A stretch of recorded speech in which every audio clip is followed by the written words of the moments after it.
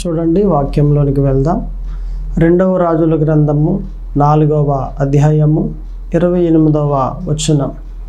అప్పుడు ఆమె, కుమారుడు కావాలనని నేను నా ఏలినవాడవైన నిన్ను అడిగి తినా, నన్ను భ్రమపెట్టవద్దని నేను చెప్పలేదా అని అతనితో మనవి చేయగా, అతడు, నీ నడుము బిగించుకొని నా దండమును చేత పట్టుకొని పొమ్ము. ఈ వాక్యాన్ని బట్టి మనం ప్రార్థన చేసుకుని మరి వాక్యంలోనికి వెళ్దాం. ప్రతి ఒక్కరూ కూడా కళ్ళు మూసుకుని మరి ప్రార్థనలో ఎక్కిపించండి. ప్రార్థన. పరిశుద్ధుడా దేవా తండ్రి, ప్రభువా యేసుక్రీస్తు అయ్యా, ఇదిగో ప్రభువా, చదవబడిన వాక్యంలో నుండి మాతో మాట్లాడండి ప్రభు. మాకు ఏ మాటలైతే అవసరమో ఆ మాటలే మాట్లాడమని, మీ మాటల చేత మా అందరినీ బలపరచమని ప్రార్థన చేస్తూ ఉన్నాం ప్రభువా. ఈ కొద్ది ప్రార్థన ఆలకింపచేయమని యేసుక్రీస్తు పరిశుద్ధ నామమున అడుగుచున్నాము తండ్రి, ఆమె. మరలా అదే వాక్యాన్ని చూద్దాం. చూడండి, 2వ రాజుల గ్రంథము 4వ అధ్యాయము 28వ వచనం. అప్పుడు ఆమె, కుమారుడు కావాలనని నేను నా ఏలినవాడవైన నిన్ను అడిగి తినా, నన్ను భ్రమపెట్టవద్దని నేను చెప్పలేదా అని అతనితో మనవి చేయగా. ఇక్కడ ఈ సందర్భం ఎవరి మధ్యలో జరిగింది, ఎవరు మాట్లాడుతూ ఉన్నారు అనే మాటల్లోనికి మనం వస్తే, ఎలీసా తరములో ఎలీసా అనేక ప్రాంతాలకు వెళ్ళి దేవుని వాక్యాన్ని బోధిస్తూ ఉండేవాడు. ఆయన వెళ్తూ ఉన్న ఆ ప్రాంతాల్లో, ఆ పట్టణాల్లో ఒక పట్టణం ఏది అని అంటే షూనేమి అనే పట్టణం అండి. ఈ పట్టణానికి తరచుగా వెళ్తూ ఉండేవాడు, వాక్యాన్ని బోధిస్తూ ఉండేవాడు, ఆయన వస్తూ ఉండేవాడు. ఒక రోజున ఇలాగే వెళ్ళి వాక్యం బోధించి వస్తూ ఉంటే ఒక స్త్రీ అన్నారు, అయ్యా దైవజనుడా, ఈరోజు మా ఇంటికి వచ్చి భోంచేయండి అని అడిగింది. అలా అడగగానే ఆయనతో పాటు ఉన్న బృందం అంతా కలిసి ఆమె ఇంటికి వెళ్ళారు. ఏవండి, ఆమె ఇంట్లో భోజనం చేశారు. వచ్చేస్తూ ఉంటే ఆ స్త్రీ అంటది కదా, అయ్యా దైవజనుడా, దయచేసి మా ప్రాంతానికి మీరు ఎప్పుడు వచ్చినా మా ఇంటికి వచ్చి భోజనం చేసి వెళ్ళండి అని కోరింది. అలాగే తల్లి అని చెప్పి ఏమంటే సేవకుడైన ఎలీసా వెళ్ళిపోయాడు. అలాగున అనేక ప్రాంతాలకి వెళ్తూ ఉండి ఈ షూనేమి పట్టణానికి కూడా వస్తూ ఉండి, అలా వచ్చినప్పుడు దేవుని వాక్యాన్ని ప్రకటించేసిన తర్వాత ఈ గృహానికి వచ్చి భోజనం చేసి వెళ్తూ ఉండడం అనేది ఈ ఎలీసాకి ఎప్పుడు వాడుక అయిపోయిందని. ఈ వాడుక ప్రకారంగా చేస్తూ ఉంది. ఒక రోజున స్త్రీ తన భర్త దగ్గరికి వెళ్ళి అంటది కదా, అయ్యా మన ఇంటికి వస్తూ వెళ్తూ ఉన్న దైవజనుడు చాలా భక్తిగా ఉన్నారు, భక్తి కలిగిన సేవకుడు అయిన, ఒక పని చేద్దాం, మన ఇంటి పైన ఒక గది కట్టించి అందులో మంచం వేసి బల్ల పీట వేసి ఆయన ఎప్పుడొచ్చినా మన గ్రామానికి మన ఇంట్లో ఆ గదిలో ఎప్పుడూ కూడా విశ్రాంతి తీసుకోవడానికి బాగుంటుంది, అలా చేద్దామండి అని చెప్పగానే భర్త అన్నాడు, సర్లే అలాగే చేద్దాం, మన ఇంటికి వస్తూ ఉన్న సేవకుడు, భక్తి కలిగిన సేవకుడు నాకు కూడా తెలుసు అని తన ఇంటి మీద ఏం చేశారంటే ఒక మంచి గది కట్టించారు. అందులో మంచము బల్ల పీట వేసి ఆ ఎలీసా ఎప్పుడు వచ్చినప్పటికీ చక్కగా రావటం, భోజనం చేయటం, విశ్రాంతి తీసుకోవటం అలాగున జరుగుతూ ఉంది. ఇది ఎలాగున ఒక క్రమపద్ధతిలో వెళ్తూ ఉంది.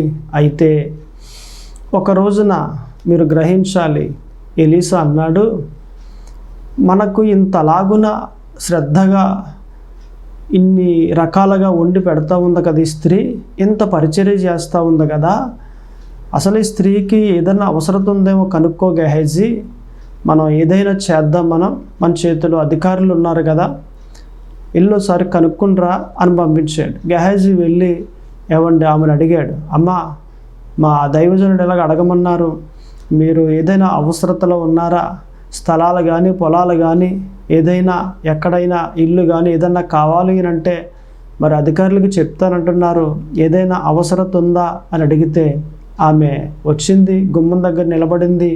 ఎలీసా లోపడుండి మాట్లాడుతూ ఉన్నాడు, అమ్మా ఏదైనా అవసరత ఉంటే చెప్పండి, చేస్తాను, మాకు ఎంతగానో పరిచర్య చేస్తూ ఉన్నారు అని చెప్పగానే ఈ ఇద్దరి మధ్యలో ఉన్న గెహజీ అంటాడు కదా, అయ్యా నేను ఆకు చేశాను, ఈ స్త్రీకి అసలు ఏ అవసరత లేదు, స్థలాలు, పొలాలు, డబ్బు, బంగారం బోల్డంత ఉంది. ఈమె జీవితంలో ఒకటే ఉంది అవసరత, అదేంటి అని అంటే ఈమెకు పిల్లలు లేరయ్యా అని చెప్పగానే, వచ్చే సంవత్సరం ఇదే రోజుల్లో నీ ఒడిలో బిడ్డుంటాడమ్మా అని ఎలీసా అన్నాడు. ఆమంటది కదా, అయ్యా దైవజనుడా దయచేసి అబద్ధం ఆడకండి అని అంది. లేదు, వచ్చే సంవత్సరం నీ ఒడిలో బిడ్డ ఉంటాడు అని అనగానే అన్నట్లుగానే వచ్చే సంవత్సరం వచ్చింది. తన ఒడిలో మగబిడ్డ ఉన్నాడంటే ఆ మగబిడ్డ ఎదుగుతూ ఉన్నాడు, ఎదిగాడు. దాదాపుగా 5 లేక 6 సంవత్సరాల వయసు వచ్చింది. ఏవండి, ఒక రోజున తన తండ్రి చేలోకి వెళ్ళి చేను కొయ్యిస్తూ ఉంటే అక్కడికి గబగబా పరుగున వెళ్ళాడు. అలా పరుగున వెళ్ళినప్పుడు అండి, తండ్రి దగ్గర ఆడుకుంటూ ఉంటే ఈ బాలుడు తలలో ఒక్కసారిగా నొప్పి వచ్చేస్తూ ఉంటే, తండ్రి ఇదిగో నా తలంతా ఎవరో కొట్టేస్తున్నట్లు, ఎవరో బాధేస్తున్నట్లుంది అని అంటే, ఒక పనివాడిని పిలిచి ఇదిగో తన అమ్మ దగ్గర తీసుకెళ్ళి గబగబా అని అంటే గబగబా తీసుకెళ్ళాడు. ఏమైందిరా, ఇప్పుడే కదా వెళ్ళావు, ఆడుకుంటూ ఉన్నావు కదా అని అంటే, అమ్మ నా తల చాలా ఎక్కువగా బాధ వచ్చేస్తూ ఉంది, తలకే పోటు వచ్చేస్తుంది, ఎవరో ఏదో బాధించేస్తున్నట్లుగా నాకు ఉంది అని అంటే, ఎలారా అయితే నా ఒడిలో పడుకో అని చెప్పగానే ఒడిలో పడుకున్నాడు. పడుకున్నవాడు పడుకున్నట్లుగానే చనిపోయాడు. ఎప్పుడైతే అలా చనిపోయాడో, ఏవండి, ఈమె సరిగ్గా ఎలీసా గది పైన కట్టించారు కదా, ఆ గదిలోనికి తీసుకెళ్ళి ఆ మంచం మీద పడుకోబెట్టి, ఏవండి బయటకు వచ్చి ఒక పనివాడిని పిలిచి గాడిదకు గంత కట్టు, నేను ప్రయాణం చేయాలి, ఎలీసా దగ్గరికి వెళ్ళాలి అని చెప్పింది. పనివాడు వెళ్ళాడు, గబగబా గాడిదకు గంత కట్టాడు, తీసుకొచ్చాడు, అక్కడ పెట్టాడు. ఈలోగా యజమానుడు వచ్చాడు. ఎక్కడికి వెళ్తున్నావు అని అంటే, అయ్యా నేను సేవకుని దగ్గరికి వెళ్తా ఉన్నాను. దేనికి? ఆదివారం కాదు కదా, పాస్టర్ గారి దగ్గరికి వెళ్ళడానికి. పోనీ అమావాస్య కాదు కదా, దేనికి వెళ్తున్నావు ఇప్పుడు అని అంటే, నేను వెళ్ళటం మంచిది, నేను వెళ్ళొస్తాను కలిసి అని అంటే, సర్లే వెళ్ళరా అని పంపించాడు. గాడిదెక్కింది, ఎలీసా దగ్గరికి వెళ్ళింది. ఏవండి, ఎలీసా చూసి గెహజీ మన దగ్గరికి వచ్చిందంటే ఈ టైంలో, గబగబా వెళ్ళి ఒకసారి మీరంతా బాగున్నారా, కుశలమేనా, కనుక్కో అని అంటే, గెహజీ బయటకు వచ్చాడు. కనుక్కుంటే మేమంతా బాగానే ఉన్నాం, ఒక్కసారి ఆయనతో మాట్లాడాలి, లోపలికి వెళ్తాను, తీసుకెళ్ళండి అంటే, రెండమ్మ తల్లని తీసుకెళ్ళాడు. ఎలీసా కాళ్ళ మీద పడి అంటది కదా, అయ్యా ఈ మాట మీరు గ్రహించండి, నేనేమైనా అడిగేనా నాకు బిడ్డ కావాలని? ఆ మాటలు ఇక్కడ వ్రాయబడి ఉన్నాయి. చూడండి, మూలవాక్యంలో 2 రాజుల గ్రంథము 4వ అధ్యాయము 28వ వచనం. అప్పుడు ఆమె, కుమారుడు కావాలని నేను నా ఏలినవాడవైన నిన్ను అడిగితినా? నేనేమైనా అడిగానా మిమ్మల్ని? ఏలినవాడా, సేవకుడా, నేను నిన్నేమైనా నా కొడుకు కావాలని అడిగాను? అడగకుండానే నీవు ఇచ్చేసావు కదా, వచ్చే సంవత్సరం నీ ఒడిలో బిడ్డ ఉంటాడని ఇచ్చినట్లుగానే ఇచ్చేసి మరలా తీసేసుకున్నావు. ఏంటి పరిస్థితి, ఏంటి ఈ బాధ, ఏంటి? దేవుడు ఇచ్చాడు, నీ మాటను బట్టి సంతోషం. 5 లేక 6 సంవత్సరాల వయసు, మరలా తీసేసుకున్నాడు అని అంటే, నువ్వేం కంగారు పడకు, గెహజీ ఇలారా, నా దండం ఇస్తూ ఉన్నాను, దండం పట్టుకెళ్ళి ఆ అబ్బాయి బాలుడి మీద పెట్టు అని అంటే, ఏవండి దండం తీసుకుని గెహజీ బయలుదేరి వెళ్తూ ఉన్నాడు. ఈ స్త్రీ అంటది కదా, అయ్యా మీరు రావాలి, రాకపోతేనే వెళ్ళని చెప్పింది. అయితే అని ఇద్దరు కలిసి వెళ్ళారు. ముందేమో గెహజీ వెళ్తూ ఉన్నాడు, వెనకాలేమో ఎలీసా, అలాగునే ఏమండి సూనేమి పట్టణంలో ఉన్న స్త్రీ వెళ్తూ ఉంది. అక్కడికి వెళ్ళేసరికి ముందరున్న గెహజీ పట్టుకెళ్ళి ఆ దండం బాలుడి మీద పెట్టాడు. ఆ అబ్బాయి మీద పెడితే బ్రతకలేదు. ఏంటి బ్రతకలేదు అని బయటకు వచ్చేసరికి ఎలీసా వచ్చాడు. అయ్యా దైవజనుడా, బ్రతకలేదు అబ్బాయి అని అంటే, సర్లే నువ్వు బయటికి వెళ్ళిపో అనేసి ఎలీసా లోపలికి వెళ్ళి తలుపులు వేసుకుని, ఏవండి ఆ అబ్బాయి మీద బోర్లా పడుకున్నాడు. కంటి మీద కళ్ళు పెట్టి, ముక్కు మీద ముక్కు పెట్టి, చేతుల మీద చేతులు పెట్టి బోర్లా అబ్బాయి మీద పడుకున్నాడు. అయినా బ్రతకలేదు. లేచాడు, గిరగిర అటు ఇటు తిరిగాడు, మరలా వచ్చి 2వ మారు మరలా బోర్లా పడుకున్నాడు. ఎప్పుడైతే 2వ మారు బోర్లా పడుకున్నాడో ఒక్కసారిగా ఆ అబ్బాయి 7 మార్లు తుమ్మి కళ్ళు తెరిచాడు. గెహజీ వీళ్ళమ్మను పిలు అని అంటే గబగబా వెళ్ళాడు, పిలిచాడు. వచ్చింది, ఈ అబ్బాయిని తీసుకుని సంకనేసుకుని క్రిందకి వెళ్ళిపోయింది నవ్వుతూ సంతోషంగా. ఈ వాక్యం అంతటిలో నుండి ఒక మాటను మనం మాట్లాడుకోవచ్చు. వచ్చే సంవత్సరం నీ ఒడిలో అబ్బాయి ఉంటాడు అని ప్రవక్త అయిన ఎలీసా చెప్పినప్పుడు ఆ స్త్రీ ఏం పలికింది? అబద్ధం ఆడవద్దయ్యా, విశ్వాసం ఉందా ఆమెకు? దైవజనుడా, అబద్ధం ఆడద్దు, నా యజమానుడు ముసలివాడు, నాకు పిల్లలు ఎలా పుడతారు? పుట్టరు. అబ్బాయి పుడతాడు, నీ ఒడిలో బిడ్డ ఉంటాడు. మీరు చెప్పే మాటలు అబద్ధం ఆడద్దు అంటే అబ్బాయి పుడతాడని ఎలీసా చెప్పినప్పటికీ ఈమెలో విశ్వాసం లేదు. ఇప్పుడు అబ్బాయి పుట్టేశాడు, ఎదిగాడు, 5 లేక 6 సంవత్సరాల వయసు వచ్చింది, తలకాయ పోటు వచ్చి చనిపోయాడు. చనిపోయిన అబ్బాయిని ఎక్కడికి తీసుకెళ్ళాలి? ఒకటి పాతి పెట్టడానికి, ఇంకా ఏమైనా బ్రతుకున్నాడా అన్న డౌట్ ఉంటే డాక్టర్ గారి దగ్గరికి. ఈ రెండూ చేయాలి. లేదా చనిపోగానే ఏంటి అబ్బాయి ఎలా అయిపోయాడు అని భర్తను పిలవాలి. ఈ మూడవది చేయాలి. భర్తను పిలవలేదు, భర్తకు చెప్పలేదు. రెండవది హాస్పిటల్కి తీసుకెళ్ళలేదు. మూడవది పాతి పెట్టడానికి తీసుకెళ్ళలేదు. ఈ మూడు చేయలేదు. ఇప్పుడు ఏ పని చేస్తూ ఉంది? ఈమె ప్రవక్త అయిన ఎలీసా దగ్గరికి వెళ్ళింది. కారణం ఏంటి? చనిపోయినప్పుడు ఈమె హృదయంలో ఏముందట? విశ్వాసం ఉంది. ఈ విశ్వాసం ఎప్పుడు లేదట? నీ ఒడిలో వచ్చే సంవత్సరం అబ్బాయి ఉంటాడు అని అంటే అప్పుడు విశ్వాసం లేదు.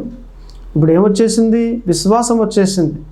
నాకు పిల్లలు పుట్టరు కదా, పిల్లలు పుట్టరు అన్న అప్పుడే దేవుడు నాకు పుట్టించాడంటే ఖచ్చితంగా చనిపోయిన బిడ్డను కూడా దేవుడు బ్రతికిస్తాడు, బ్రతికించగలడు అన్న విశ్వాసం దేవుని మీద ఈ స్త్రీకి కలిగిందని నేను అంటాను.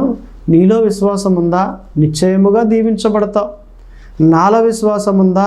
నిశ్చయముగా దీవించబడతాను. ఎవరిలో అయితే విశ్వాసం ఉందో వారు ఖచ్చితంగా ఆశీర్వాదాన్ని పొందుకుంటారు. అంతకంతకు దావీదు ఎలాగ వర్ధిల్లాడో, క్రమంక్రమంగా ఇస్సాకు ఎలాగ అభివృద్ధి చెందాడో, ఇలాగున ప్రతి ఒక్కరూ కూడా ఎవరిలో అయితే విశ్వాసం ఉందో, ఎవరిలో అయితే నమ్మకం ఉందో వారు అంతకంతకు దీవించబడతారు. నాకు ఇంకా దీవెన రాలేదండి, నీలో విశ్వాసం లేదేమో. నాకు ఇంకా ఆశీర్వాదం రాలేదండి, నీలో ఇంకా నమ్మకం లేదేమో. దేవుడు నన్ను దీవిస్తాడు అనే నమ్మకం, దేవుడు నన్ను ఆశీర్వదిస్తాడు అనే విశ్వాసం నీలో ఉంటే ఎందుకు రాదు ఆశీర్వాదం? ఎందుకు రాదు దీవెన?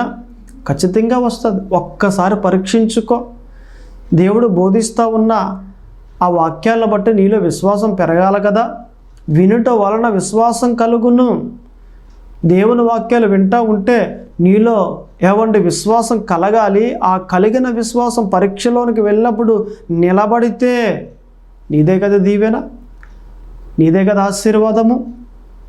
ఉందా ఇటువంటి విశ్వాసము? సూనేమి పట్టణంలో ఉన్న స్త్రీ అబ్బాయి చనిపోతే దేవుడు బ్రతికిస్తాడు, ప్రవక్తని ఎలీసా ప్రార్థన చేస్తే ఖచ్చితంగా నా కొడుకు బ్రతుకుతాడు అన్న విశ్వాసం ఈ స్త్రీకి ఉందండి. విశ్వాసం ఉండాలి.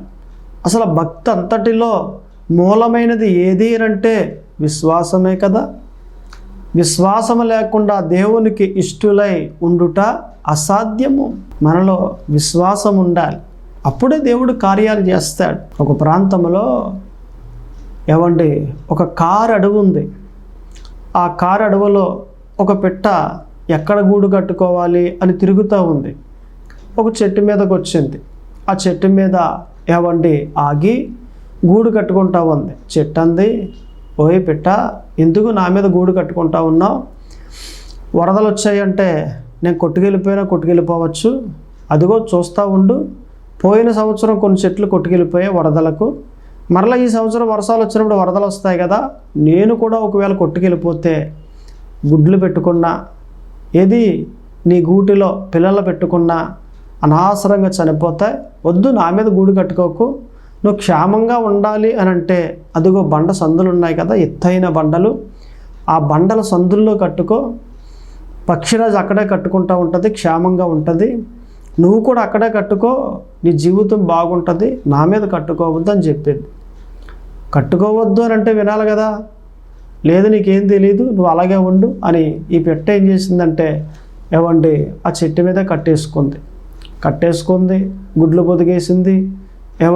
అలాగున్న పిల్లలు కూడా చేసేసింది. పిల్లలు ఇంకా రెక్కలు రాలేదు, ఆ గూట్లోనే ఉన్నాయి.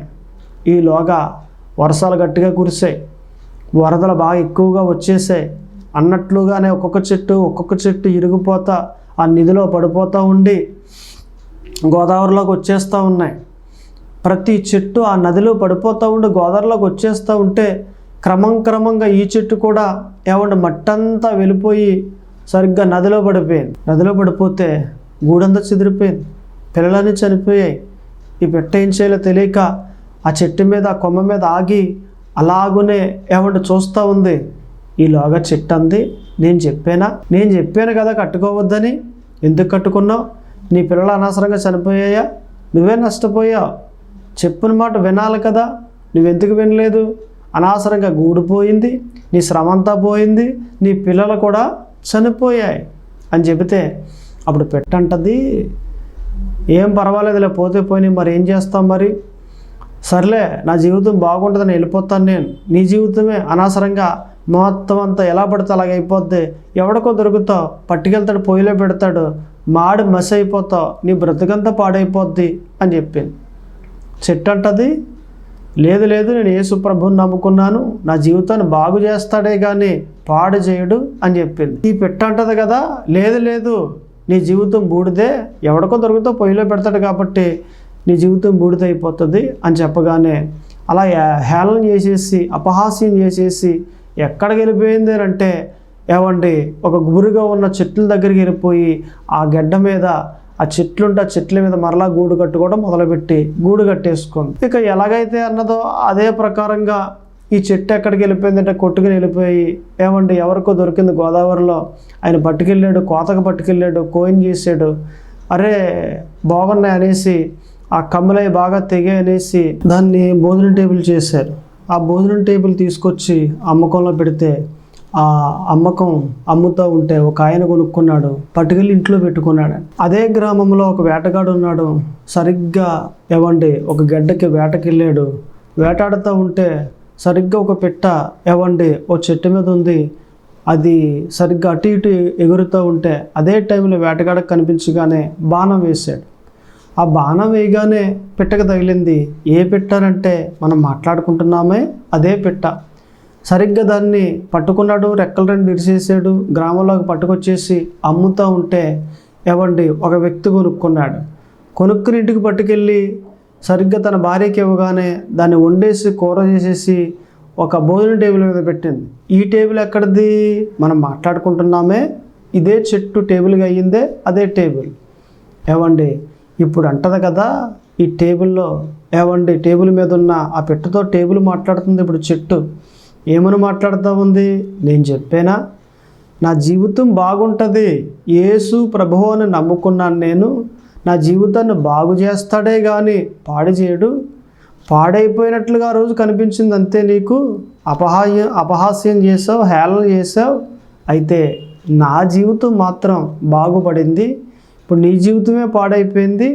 పచ్చని చెట్లు చూసావు, గూడు కట్టుకున్నావు, కానీ వేటగాడ కొట్టగానే కింద అడ్డ తీసుకొచ్చి కూర ఉండగానే నా మీద గిన్నెలో ఉన్నావు. ఇప్పుడు వస్తారు కుటుంబీకులు, నా యజమానులు వస్తారు, శుభ్రంగా కుటుంబ సైతంగా తినేస్తారు, నువ్వు అరిగిపోతావు, నీ జీవితం కంప్లీట్ అయిపోయింది, క్లోజ్ అయిపోయింది. కానీ నా జీవితం కొన్ని సంవత్సరాల పాటు నేను ఎలాగే బ్రతుకుతాను. ఒకవేళ ఎక్కడైనా మచ్చబడినా, ఒకవేళ ఎక్కడైనా ఇబ్బంది అయినా మరలా ఫాలిస్ పెడతారు, నన్ను ఎప్పుడు నీట్గా చూసుకుంటారు, నా జీవితం అంతకంతకు బాగుంటుందే కానీ పాడయ్యేది కాదు అని చెప్పింది. నిజమే కదా? యేసు ప్రభువారిని ఎవరైతే నమ్ముకుంటారో, ఎవరైతే విశ్వసిస్తారో వారి జీవితాలు బాగుంటాయి. ఈ చెట్టు దేవుని మీద విశ్వాసం ఉంచింది కాబట్టి తన జీవితం బాగుంది. ఈ పిట్ట దేవుని మీద విశ్వాసం ఉంచలేదు, తన జీవితం పాడైపోయింది. నీవైనా నేనైనా దేవుని మీద విశ్వాసం ఉంచితే ఖచ్చితంగా మనం దీవించబడతాం. ఈ వాక్య ప్రకారంగా మనం ఆలోచన చేస్తే ఈ సునేమి పట్టణంలో ఉన్న స్త్రీ ఏవండి తన కొడుకు చనిపోయినప్పుడు ఏమాత్రమును అపనమ్మక లేకుండా, అవిశ్వాసము లేకుండా ఎలీసా దగ్గరికి వెళ్ళిందండి. అసలు ఎంతైనా కలవరం కనిపించిందండి? కనిపించలేదు. భర్తకు చెప్పిందా? చెప్పలేదు. పోనీ ఎక్కడికైనా హాస్పిటల్కి తీసుకెళ్ళిందా? తీసుకెళ్ళలేదు. మరి ఏం చేసింది? ప్రవక్త అయిన ఎలీసా దగ్గరికి తీసుకుని వెళ్ళిందండి. ఎంత విశ్వాసం అండి! చనిపోయిన అబ్బాయిని బ్రతికిస్తాడు దేవుడు అన్న విశ్వాసం ఉండే కదా అక్కడికి వెళ్ళింది. ఇటువంటి విశ్వాసం మనలో ఉండాలి. ఇంతైనా కలవరం లేదు. విశ్వాసము ఎవరిలో అయితే ఉండదో వారిలో ఏముంటుంది? కలవరం ఉంటుంది. అంతేగాని ఏమండి ఏదైనా ఒక శ్రమ రాగానే, ఒక ఇబ్బంది రాగానే కలవరం కలవరం కలవరం. రాత్రులు అసలు నిద్రే పట్టదు కొంతమందికి. ఏమైపోద్దో, ఏం జరగబోద్దో, అలా వెళ్ళింది కదా, అలా వచ్చాడు కదా, ఏమైపోద్దో, నా బ్రతుకు మరలా ఎలా మారిపోద్దో, ఎక్కడ దాకా పోతుందో, ఎంత కలవరమో, నిద్రే పట్టదు. నేను అంటాను, నీలో విశ్వాసం ఉందా? కలవరానికి చోట్లేదు. కలవరం ఉండదు. కలవరం ఉందా? విశ్వాసానికి చోటు ఉండదు. నీ హృదయంలో కలవరంగా ఉంటే విశ్వాసం లేదు అని అర్థం. నీ హృదయంలో విశ్వాసంగా ఉంటే కలవరం ఉండదు, దానికి చోటే లేదు. కాబట్టి నేను అంటాను, నీలో విశ్వాసం ఉంటే కలవరం ఉండదు. ఆ మాట ఎక్కడనంటే చూడండి, యెషయా గ్రంథము 28వ అధ్యాయము 16వ వచనం. విశ్వసించువాడు కలవరపడడు. లాస్ట్ లైన్లో ఉంటుంది అది. ఈ వాక్య ప్రకారంగా మనం ఆలోచన చేస్తే ఎవరిలో అయితే విశ్వాసం ఉందో వారిలో ఏముండదట? కలవరం ఉండదు. యాకోబులో కూడా ఉంటుంది. ఏమంటే అలాగనే యోహాను సువార్తలో 14:1 మనకి కనిపిస్తుంది. ఏమని? కలవరపడకుడి అన్న మాట మనకు కనిపిస్తుంది. అని ఇలాగ కలవరం గురించి అనేక మాటలు మనకు కనిపిస్తాయి. నేను అంటాను, ఏమండి ఈ మాట ప్రకారంగా మనం ఆలోచన చేస్తే మనలో విశ్వాసం ఉంటే కలవరం ఉండదు. రెండో మాటలోకి వెళ్దాం చూడండి. ఎక్కడనంటే పౌలు గారు రాసిన పత్రిక రోమా 4వ అధ్యాయము 20వ వచనం. అవిశ్వాసము వలన దేవుని వాగ్దానమును గూర్చి సందేహింపక, ఇది అండర్లైన్ చేసుకోండి, సందేహింపక దేవుని మహిమపరిచి ఆయన వాగ్దానము చేసిన దానిని నెరవేర్చుటకు సమర్థుడని రూఢిగా విశ్వసించి విశ్వాసము వలన బలము నొందెను. ఈ వాక్యంలో మనం ఏం తీసుకోవచ్చు? అవిశ్వాసము వలన దేవుని వాగ్దానమును గూర్చి సందేహింపక. అంటే దేవుడు వాగ్దానం ఇచ్చాడు అబ్రహాముకి, ఏం కలగలేదట? సందేహం కలగలేదు. తనలో ఏముంది? విశ్వాసం ఉంది. తనలో ఉన్న విశ్వాసాన్ని బట్టి అబ్రహాము బలము పొందుకున్నాడు. అంటే అబ్రహాములో ఏమి లేదని ఈ వాక్యం బోధిస్తూ ఉందట? సందేహం లేదు. విశ్వాసం ఉంటే సందేహం ఉండదు, సందేహం ఉంటే విశ్వాసం ఉండదు. మనలో ఏమండి విశ్వాసం ఉంటే కలవరం ఉండదు, విశ్వాసం ఉంటే సందేహం ఉండదు. ఎవరైతే ఇది డౌట్ అండి, దీవించబడతానా, ఆశీర్వాదం కలుగుద్దా, వాగ్దానం దేవుడిచ్చాడు నెరవేరుస్తాడంటారా, ఇవన్నీ ఏంటి? సందేహం, డౌట్. నేను దీవించబడతా అనే ఏమండి విశ్వాసం కొంతమందికి లేక ఎంతసేపు తన మనసులో డౌట్ పడుతూనే ఉంటారు, సందేహపడుతూనే ఉంటారు. ఎన్నేళ్ళు నీలో విశ్వాసం పరిపూర్ణమైన విశ్వాసంగా మార్చబడాలి. ఎన్ని శ్రమలు వచ్చినా, ఎంత శోధన వచ్చినా, ఎన్ని బాధలు వచ్చినా, ఎన్ని నిందలు వచ్చినా, నా దేవుడు వస్తాడు, నా దేవుడు చేస్తాడు, నా దేవుడు కడతాడు, నా దేవుడు నిలవబెడతాడు, ఇలాగున మనం ఆలోచన చేస్తే అది విశ్వాసపూరితమైన ఆలోచనలు కదా. ఎవరైతే ఇలాగ ఆలోచన చేస్తారో వారిలో సందేశానికి చోటుందా? సందేహానికి చోటే లేదు. కాబట్టి విశ్వాసం ఎవరిలో అయితే ఉంటుందో వారిలో ఏముండదట? సందేహం ఉండదు. అలాగనే మనకి యాకోబు రాసిన పత్రికలో 1వ అధ్యాయము 6వ వచనంలో కూడా మనకు కనిపిస్తుంది. ఏమని? ఎవరైతే ప్రార్థన చేస్తున్నారో వారు సందేహింపక ప్రార్థన చేయవలెను అనే మాట మనం చూస్తాం. అంటే ప్రార్థన చేసిన దేవుణ్ణి ఒకటి అడిగినా, అడిగినప్పుడు ఎలాగ అడగాలట? సందేహింపక అడగాలి, అప్పుడు దేవుడు ఇస్తాడు. ఇకపోతే మనము 3వ మాట కూడా చూడండి, మనకున్న సమయాన్ని బట్టి. పౌలు గారు రాసిన పత్రిక హెబ్రీ 11వ అధ్యాయము 33వ వచనంలో మనం చూసినట్లయితే, వారు విశ్వాసము ద్వారా రాజ్యములను జయించిరి. దేని ద్వారా? జ్ఞానమును బట్ట, రథాలను బట్ట, కత్తులను బట్ట కాదు. మరి దేన్ని బట్టి? వారు విశ్వాసము, అండర్లైన్ చేయని దాన్ని, వారు విశ్వాసము ద్వారా రాజ్యములను జయించిరి. అంటే విశ్వాసాన్ని బట్టి ఎన్నో దేశాలు, ఎన్నో రాజ్యాలని ఏం చేశారట? జయించేశారు. మా బలాన్ని బట్టి జయించాం, మా రథాలను బట్టి జయించాం, మాకున్న జ్ఞానమును బట్టి జయించాం, మాకున్న బరువైన కత్తులను బట్టి, పదునైన కత్తులను బట్టి జయించాం అని చెప్పట్లేదు వీరు. ఏమని చెప్తా ఉన్నారట? మా విశ్వాసాన్ని బట్టి మేము జయించాము అని అంటూ ఉన్నారు. నిజమే, ఈరోజు కార్యం జరగలేదా? నీలో విశ్వాసం ఉంటే ఖచ్చితంగా దేవుడు కార్యం చేసేంత వరకు, నువ్వు పొందుకునేంత వరకు అలాగ జీవిస్తూనే ఉంటావు, ఒకరోజు పొందుకుంటావు. ఇది విశ్వాసాన్ని బట్టి. ఏమండి, ఇల్లు కట్టినా, లేకపోతే స్థలం కొన్నా, లేకపోతే బంగారం కొన్నా, లేకపోతే ఒక వెహికల్ కొన్నా, విశ్వాసాన్ని బట్టి కొనటం, విశ్వాసాన్ని బట్టి కట్టడం. డబ్బును బట్టి ఇల్లు కట్టే వాళ్ళు చాలామంది ఉన్నారు. డబ్బును బట్టి కారు కొనేవాళ్ళు చాలామంది ఉన్నారు. డబ్బును బట్టి బైక్ కొనేవాళ్ళు చాలామంది ఉన్నారు.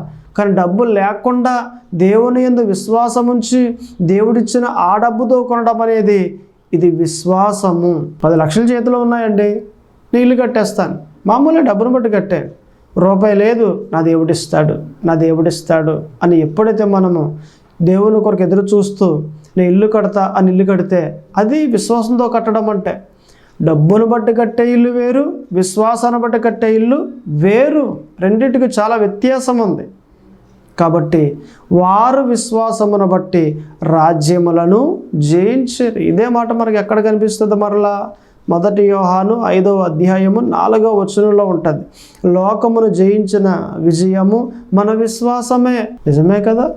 దేవుని పిల్లలు లోకమును జయించెదరు అన్న తర్వాత లోకమును జయించిన విజయము మన విశ్వాసమే. మనలో ఉన్న విశ్వాసాన్ని బట్టి ఎన్నో కార్యాలు చేయొచ్చు. మనలో ఉన్న విశ్వాసాన్ని బట్టి ఎన్నో సాధించవచ్చు. ఉద్యోగం కావాలా? విశ్వసించు, దేవుడిస్తాడు. ఇల్లు కట్టాలా? విశ్వసించు, దేవుడిస్తాడు. వెహికల్ కొనాలా? విశ్వసించు, దేవుడిస్తాడు. ఒక స్థలం కొనాలా? విశ్వసించు, దేవుడిస్తాడు. ఒక ఆలయం కట్టాలా? దేవుని యందు విశ్వసించు, దేవుడిస్తాడు. విశ్వాసాన్ని బట్టి నువ్వు కార్యాలు చేయాలి. విశ్వాసాన్ని బట్టి నువ్వు నడవాలి. నీతిమంతుడు విశ్వాస మూలమున జీవించును. కాబట్టి దయచేసి ప్రతి ఒక్కరూ కూడా దేవుని యందు విశ్వాసం ఉంచాలి. విశ్వాసం ఉంటే కలవరం ఉండదు, విశ్వాసం ఉంటే సందేహం ఉండదు, విశ్వాసం ఉంటే జయిస్తాం మనం. ఎన్ని మాటలట?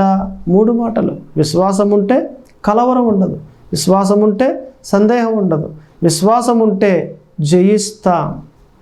ప్రార్థన చేసుకుందాం. కళ్ళు మూసుకోండి. ప్రార్థన.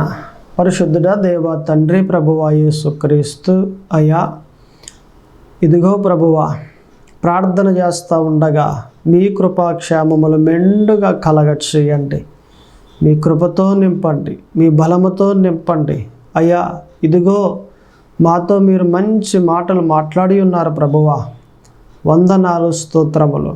వచ్చిన ప్రతి ఒక్కరిని దీవించండి. ఇదిగో ఈ వాక్యాన్ని విన్నారే, వీరందరిని దీవించండి, బలపరచండి. ఏ విషయాల్లో మరి ఇబ్బంది పడుతూ ఉన్నారో, ఏ విషయాల్లో బాధలు గుండా ప్రయాణం చేస్తూ ఉన్నారో అవన్నిటి నుండి విడుదల కలగచేయండి. మీ కృపాక్షేమములు మెండుగా కలగజేసి ఈ వాక్యాన్ని హృదయంలో పెట్టుకుని జయించేవారిగా ఉండడానికి కృప చూపించండి. మీ కృపాక్షేమములు మా అందరికీ ఉంచండి. ఈ కొద్ది ప్రార్థన ఆలకింప చేయమని యేసుక్రీస్తు పరిశుద్ధ నామమున అడుగుచున్నాము తండ్రి. ఆమేన్.